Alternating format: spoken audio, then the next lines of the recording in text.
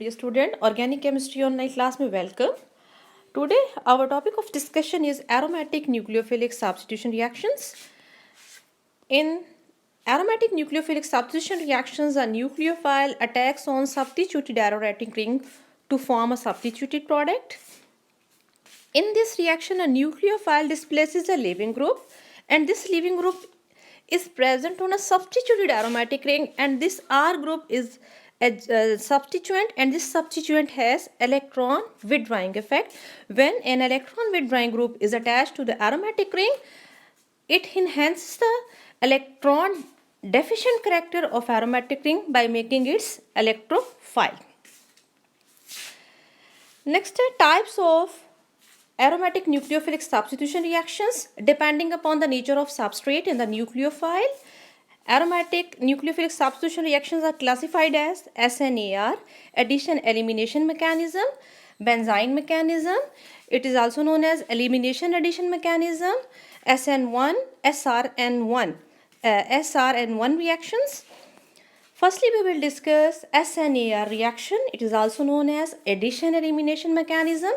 In this reaction, a nucleophile attacks on activated aromatic ring to give a substituted product. जो इस reaction में जो है एक न्यूक्लियोफाइल एक्टिवेटेड एरोमेटिक कंपाउंड पे अटैक करता है to give us product. What is meant by activated compound, aromatic ring और कंपाउंड. एक्टिवेटेड एरोमेटिक रिंग और कंपाउंड का मतलब ये है कि एरोमेटिक रिंग के साथ जो है इलेक्ट्रॉन विड्राइंग ग्रुप जो है वो प्रेजेंट होंगे, और इलेक्ट्रॉन विड्राइंग ग्रुप जो है वो कन्वर्ट कर देता है एरोमेटिक रिंग को एक जो है वो इलेक्ट्रोफाइल में. ठीक है. सेकेंड, इसमें जो वो एरोमेटिक कंपाउंड जो जिनमें SNAR रिएक्शन होंगे, उन कंपाउंड के लिए दो नेसेसरी कंडीशंस हैं. फर्स्ट कंडीशन क्या है कि एरोमेटिक रिंग के ऊपर जो है वो एक strong electron withdrawing group present हो.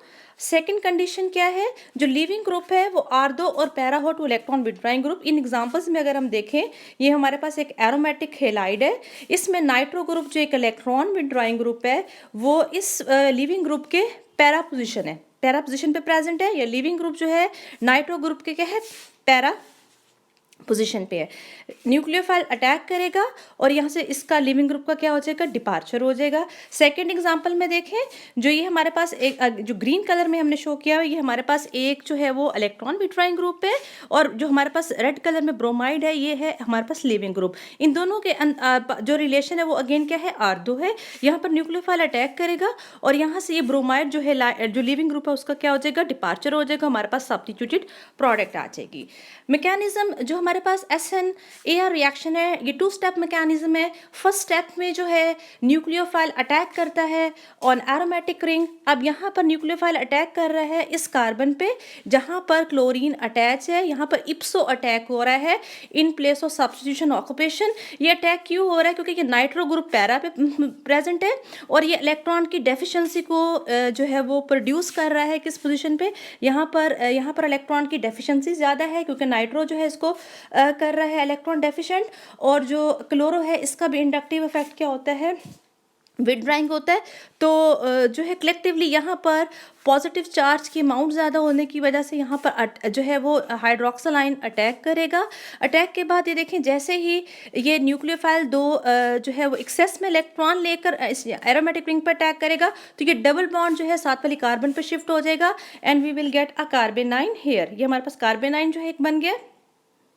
ये कार्बेनाइन जो है रेजोनेंस स्टेबलाइज्ड है. नेक्स्ट ये कार्बेनाइन जो है इसकी डिफरेंट कैनोनिकल फॉर्म ड्रॉ करेंगे. दिस लोन पेयर जो है वो इन दो कार्बन्स के दरमियान शिफ्ट होगा और यहाँ पर नेगेटिव चार्ज जो है देखें एक स्ट्रक्चर बनेगा. नेक्स्ट कैनोनिकल फॉर्म में देखें, ये एक कैनोनिकल फॉर्म है जो ज़्यादा स्टेबिलिटी दे रही है. उसमें क्या है, नेगेटिव और पॉजिटिव चार्ज क्या है एक दूसरे के एडजेसेंट है.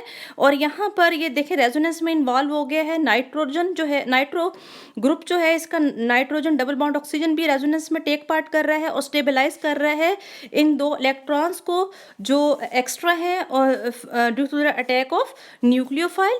अब नेक्स्ट जो है यहाँ पर देखें, यहाँ पर अगेन जो है वो कार्बेनाइन बनेगा. ये सारी की सारी कैनोनिकल फॉर्म जो है ये हमारे पास कार्बेनाइन के जो इंटरमीडिएट जनरेट होता है after the attack of nucleophile. अब ये मेसेनहाइमर कॉम्प्लेक्स कहलाता है ये जो इंटरमीडिएट है. अब यहाँ पर सेकंड, ये जो हमारे पास ये फर्स्ट स्टेप है attack of nucleophile aromatic ring, ये जो है वो स्लो स्टेप है क्योंकि यहाँ पर न्यूक्लियोफाइल अटैक कर रहा है एरोमेटिक रिंग पे और एरोमेटिसिटी जो है वो लॉस्ट हो रही है, स्टेबिलिटी खत्म हो रही है सिस्टम की, इसलिए जो है ये स्टेप स्लो होगा। और क्योंकि ये स्लो है इसलिए रेट डिटर्मिनिंग स्टेप भी है। और इस रिएक्शन में जो इस स्टेप में जो है एरोमेटिक रिंग की एरोमेटिसिटी क्या होती है, उसका लॉस होता है। सेकेंड है removal of leaving group. Living group जो है क्योंकि हमारे पास ये जो एरोमेटिक रिंग का मेसेनहाइमर कॉम्प्लेक्स है, ये यहाँ से अगेन जहाँ पर इलेक्ट्रॉन जो है वो यहाँ पर डबल बॉन्ड की फॉर्मेशन करेंगे, यहाँ से लिविंग ग्रुप का क्या हो जाएगा, डिपार्चर हो जाएगा और अगेन एरोमेटिक रिंग जो है अपनी एरोमेटिसिटी को क्या करेगा, रीस्टोर करेगा। Why are दो and para orientation of leaving group relative to electron withdrawing group? हम क्यों कहते हैं लिविंग ग्रुप जो है वो आर दो और पैरा हो टू इलेक्ट्रॉन विड्रॉइंग ग्रुप? यहाँ पर देखते हैं हमारे पास, अगर यहाँ पर हमारे पास देखिए एग्जांपल है, इसमें हमारे पास नाइट्रो जो कि हमारे पास इलेक्ट्रॉन विड्रॉइंग ग्रुप है और फ्लोरो, इन दोनों के दरमियान क्या रिलेशन है, 1,4, मतलब ये पैरा टू ईच अदर है। यहाँ पर जब हाइड्रोक्सल जो कि न्यूक्लियोफाइल अटैक करेगा तो यहाँ पे कार्बन आयन जनरेट होगा। इस कार्बन आयन की डिफरेंट जो आप कैनोनिकल फॉर्म देखें तो यहाँ पर इसकी डिफरेंट कैनोनिकल फॉर्म ड्रा हो रही है। यहाँ पर देखिए एक कैनोनिकल फॉर्म जो इसकी ड्रा हो रही है वो उसमें नेगेटिव चार्ज उस कार्बन के साथ अपीयर हो रहा है जो कि पॉजिटिवली चार्ज जो है नाइट्रोजन के साथ डायरेक्टली लिंक्ड है। और ये जो स्ट्रक्चर है ये एडिशनल जो है वो स्टेबिलिटी दे रहा है to the intermediate carbanion जो न्यूक्लियोफाइल के अटैक के बाद बनता है। नेक्स्ट है सिमिलर देखें आर्दो अटैक में भी, आर्दो में देखें नाइट्रो और ये जो फ्लोरो हैं ये एक दूसरे के आर्दो हैं। हाइड्रोक्सिल जो है वो न्यूक्लियोफाइल अटैक करेगा, कार्बन आयन जनरेट होगा और ये कार्बन आयन के डिफरेंट जो है देखें कैनोनिकल फॉर्म है। यहाँ पर नेगेटिव चार्ज अपीयर हो रहा है, नेगेटिव चार्ज देखें उस कार्बन पे अपीयर होता है जहाँ पे नाइट्रोजन जो है वो डायरेक्टली उस कार्बन के साथ लिंक्ड है। और ये जो स्ट्रक्चर है ये एडिशनल जो है स्टेबिलिटी दे रहा है किसको, टू इंटरमीडिएट।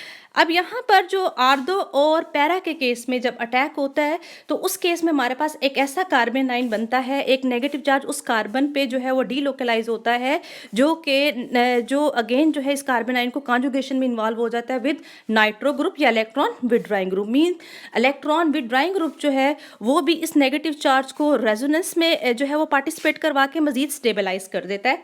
अगर हम देखें इन केस ऑफ मेटा जो है हमारे पास अगर लिविंग ग्रुप जो है meta to electron withdrawing group, यहाँ पर हमारे पास फ्लोरो है, this fluoro is meta to this nitro group. जब यहाँ पर अटैक होगा तो यहाँ पर कहीं ऐसा स्ट्रक्चर नहीं बन रहा जो कि जहाँ पर ये कार्बन आयन जो है जो एक्स्ट्रा इलेक्ट्रॉन्स आए हैं फ्रॉम न्यूक्लियोफाइल उसको ये नाइट्रो ग्रुप स्टेबलाइज करे थ्रू रेजोनेंस। तो यहाँ पर ये जो इंटरमीडिएट है इसको फ्लोरीन का और नाइट्रो का इंडक्टिव इफेक्ट स्टेबलाइज कर रहा है। इस कार्बन आयन को जो है वो स्टेबलाइज करने में इस नाइट्रो ग्रुप का रेजोनेंस इफेक्ट जो है वो ऑपरेट नहीं कर रहा।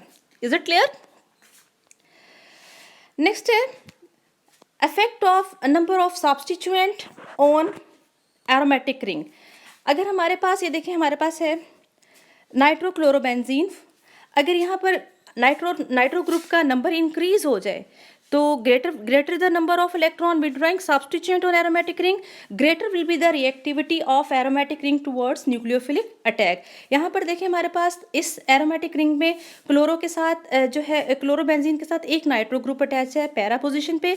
सेकंड एग्जांपल में देखें हमारे पास जो क्लोरोबेंजीन है इसके साथ दो नाइट्रो ग्रुप अटैच हैं क्योंकि ये ज़्यादा इलेक्ट्रॉन डेफिशिएंट करेक्टर कर रहे हैं एरोमेटिक रिंग का, तो इसकी रिएक्टिविटी भी क्या हो जाएगी, उसको इन्हेंस करेंगे, उतने ही ये इसकी जो है जो हमारे पास कार्बन आयन जनरेट होता है उसको उतना ही ज़्यादा ये स्टेबलाइज भी करेंगे। नेक्स्ट जो हमारे पास जो है ट्राइस नाइट्रो सब्स्टिट्यूटेड क्लोरोबेंजीन है तो इसमें भी देखें जैसे जैसे इलेक्ट्रॉन विड्रॉइंग ग्रुप जो है उनका नंबर इंक्रीज होगा, हमारे एरोमेटिक रिंग की रिएक्टिविटी ज़्यादा होगी towards nucleophilic substitution reaction. Is it clear? Next है reactivity of aryl halides. Aryl halide का रिएक्टिविटी ऑर्डर पे एराइल फ्लोराइड की रिएक्टिविटी सबसे ज़्यादा होती है, एराइल क्लोराइड और ब्रोमाइड की उससे कम होती है और आयोडाइड जो हैं वो लीस्ट रिएक्टिव होते हैं। अगर यहाँ पर देखें तो हमारे पास जितने भी ये एरोमेटिक पार्ट हैं ये सारे के सारे सेम है। जहाँ पर नाइट्रो जो है लिविंग ग्रुप से 2 और 4 पोजीशन पे है तो रेट ऑफ रिएक्शन चेंज हो रहा है due to different different nature of leaving group, यानी कि लिविंग ग्रुप जो है डिफरेंट जो हो रहा है तो उससे रेट ऑफ रिएक्शन भी क्या हो रहा है, चेंज हो रहा है। अब यहाँ पर क्वेश्चन राइज होता है कि एराइल फ्लोराइड क्यों ज़्यादा रिएक्टिव है। अगर हम कंपेयर करें इसको कि एराइल अल्काइल फ्लोराइड्स जो हैं उसकी रिएक्टिविटी कम होती है towards nucleophilic substitution reaction aliphatic के केस में जो अल्काइल फ्लोराइड्स है, क्योंकि कार्बन और फ्लोरीन का बॉन्ड जो है वो स्ट्रॉन्ग होता है, वो इजीली ब्रेक नहीं होता।